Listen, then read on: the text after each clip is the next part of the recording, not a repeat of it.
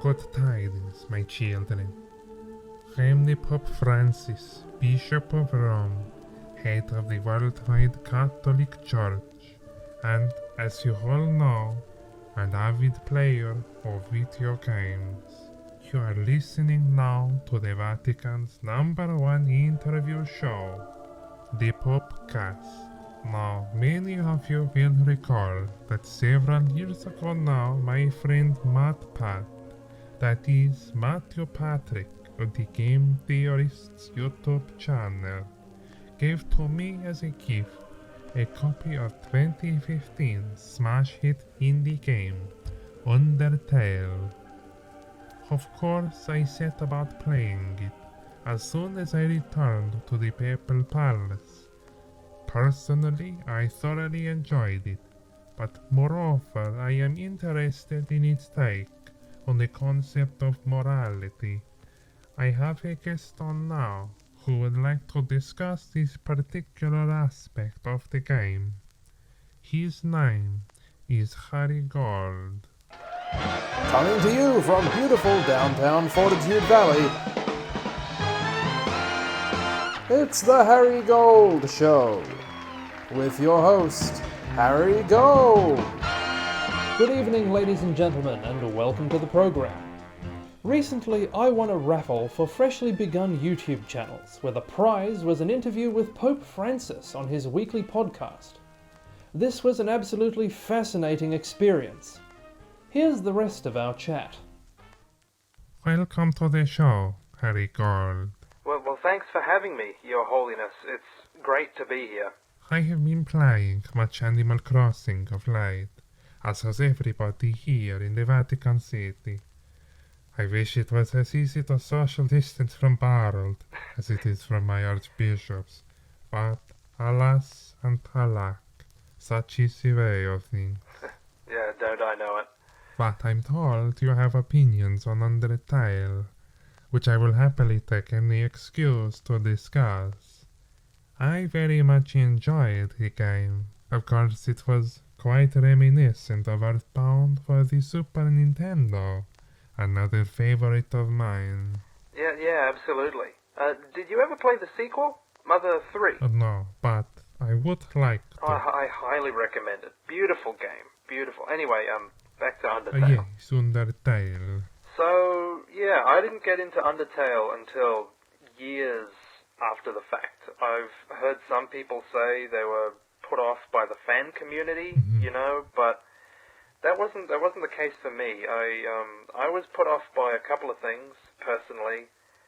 Firstly, the way the game's sense of humor was portrayed to me by people who liked it made it sound like some kind of pretentious Terry Pratchett gobbledygook, that sort of Hitchhiker's Guide kind of British-style comedy that's so unbelievably smug and self-conscious and just trying so painfully hard that it kind of forgot to be funny. I believe they used to call this alternative comedy.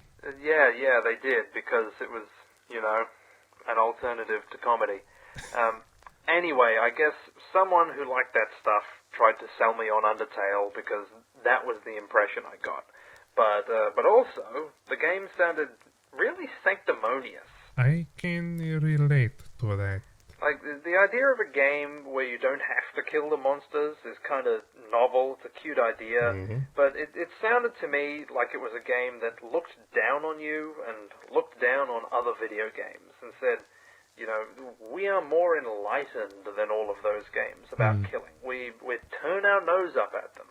And we turn our nose up at you, the people who play them. I can see how it might seem that way. Well, from the outside perspective, Undertale sounded like a lofty, high-handed, moralizing story about making you feel bad for playing things like Final Fantasy and Earthbound. I played Final Fantasy 13, and I feel bad about that anyway.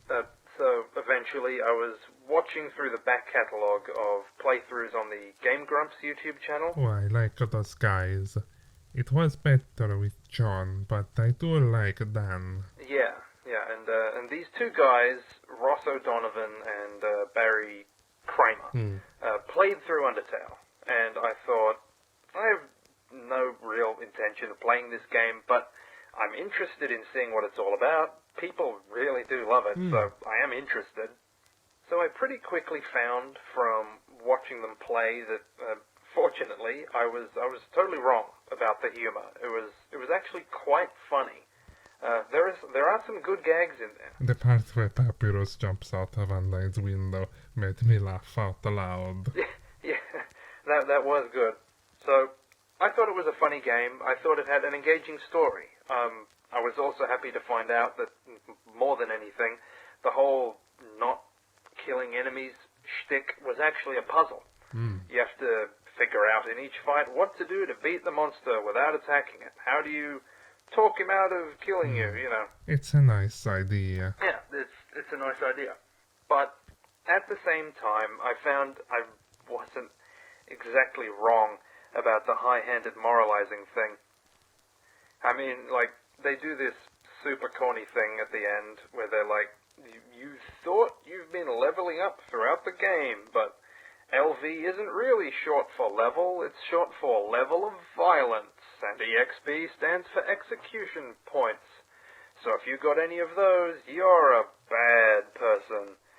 And it feels like it's putting down anyone who plays any other game where you get those things, like, you're really a murderer in every game ever made. Oh, except the paragon of virtue that is Undertale.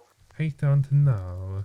It's been a joke for a long time that in games where you beat the low-level enemies, you're just slaughtering the innocent wildlife to get the treasure and to level up. Perhaps it is just poking fun at that. Yeah, but, I mean, have you ever heard of ludonarrative dissonance? Of course, it's when the story and the gameplay don't line up. Yeah. So for anyone in the audience who's not familiar, so in a game there are a ludic element and a narrative element. The ludic element are the gameplay element. So in Mario, the ludic element are you can run and jump, and when you get to the flagpole at the end of a level, you win. The narrative element are you are off to rescue Princess Peach from Bowser. The idea of ludonarrative dissonance is when the gameplay clashes with the story. Yeah, I mean, there's always going to be a little bit of clash just by nature of the restrictions of being a video game. Like, there's no narrative reason Mario is only capable of running and jumping. There's no button for punching in most Mario games, even though he should be physically capable of it. But, I mean, it's not really an issue. There's no button for praying either. He's Italian, probably a good Catholic boy. I think he'd want to do the sign of the cross before jumping over a bottomless hole. You know, you're probably right. It's when you get into broader problems with a clash between the story and gameplay that you see real issues. I mean, the classic example is in BioShock, of course. The plot is about how selfishness is bad, but then the gameplay allows you to be ruthlessly self-serving without adversely affecting the outcome of the narrative at all. Or Max Payne 3, right, where the plot is you're a wreck and your life has gone totally to hell, and sorry, Your Holiness.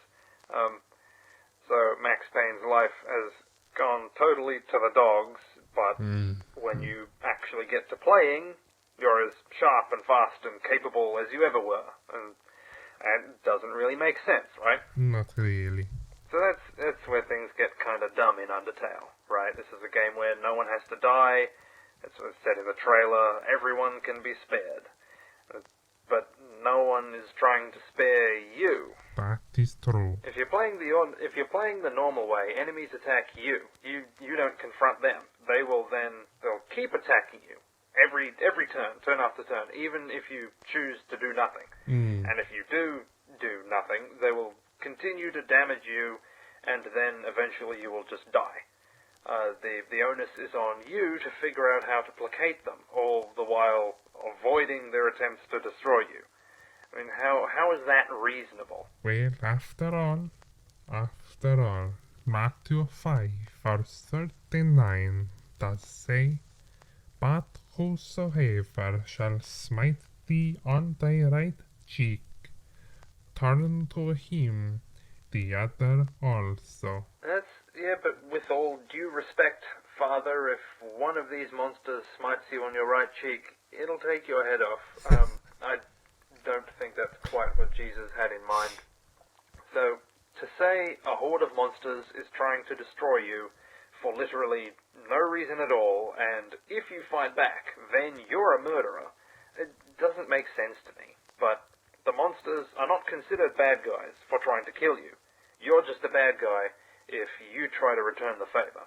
Papyrus will spare you. He does not kill you. He just puts you in a cage that you walk out of again. That is true. But every other boss in the game, they pick a fight with you and they try to kill you. And that's the problem. The game treats every enemy you kill like an innocent you have slaughtered out of your own bloodthirsty malice. And it makes sure you know that it thinks you're awful. But that's dumb. You couldn't contrive a scenario that was more obviously self-defense. Well, not according to Undertale. I mean, it's not just random monsters trying to kill you either. The narrative is that the king of this place, Aslan... Asgore. What did I say? Aslan. Oh, that's the wrong big hairy guy. So Asgore wants your head on a platter, and he's sent his top knights to get you. Undyne. Yeah, Undyne.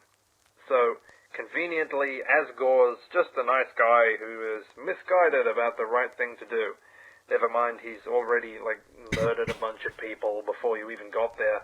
Apparently, he still doesn't count as a bad guy. He doesn't get the game crossing its arms and shaking its head and going, "How awful." It sort of does. Not really. Not in the same way. I mean, he gets an eye roll from his ex-wife, which was gonna happen anyway, because Toriel's a ratbag. So Undyne is top knight. The lesbian fish lady. Yeah, that's the one. She puts you through this prolonged sequence of escaping her attempts to murder you with giant, laser spears, but of course, fighting back is still not justified here. She turns out to be a great gal, and everyone is just best buds by the end of the game. So the best part is, and I love it when they do this, the game's antagonist even poses this moral quandary at the beginning of the game, which is, sure, you can have mercy on some people and end the fight peacefully, but what will you do if you meet a relentless killer? What if you meet someone who's just gonna keep trying to kill you no matter what you do? And the answer is, that question is inconvenient, so we're not going to answer it. This game is too imperious. We're just going to brush that under the carpet. You never meet anyone like that. You never meet anyone that you have to kill to get past in the game, ever. This is like the Hunger Games. Did you see that movie? Yeah. Where the movie is about this awful scenario about being forced into an arena to kill other innocent people, but there's a line that goes something like, "I want to become who they want me to become." Mm-hmm. But all of the innocent people just go die of their own accord. The main character never has to consider even killing any innocent person to stay alive herself. The only people she killed are one-dimensional bad guys. Yeah, it is kind of like that. And it's just kind of naive. I mean, Flowey, the villain in Undertale, says all the time, it's kill or be killed, and the game is about demonstrating how that's wrong, but the game's contrived so it's wrong. I mean, in real life, there is such a thing as a homicidal maniac, right? If you say to a homicidal maniac, don't worry, I spare you, it'll probably give him a good chuckle while he continues to stab you in the jugular.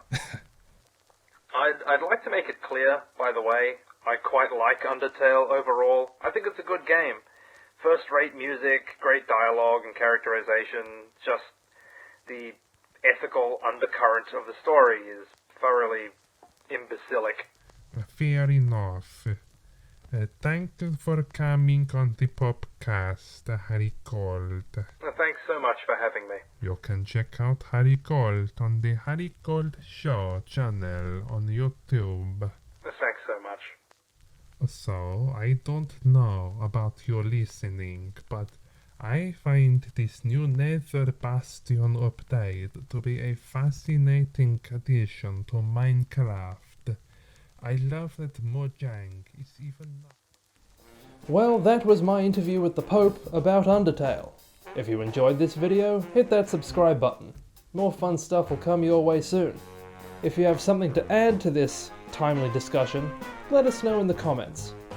This has been the Harry Gold Show. So until next time, stay safe, and God bless.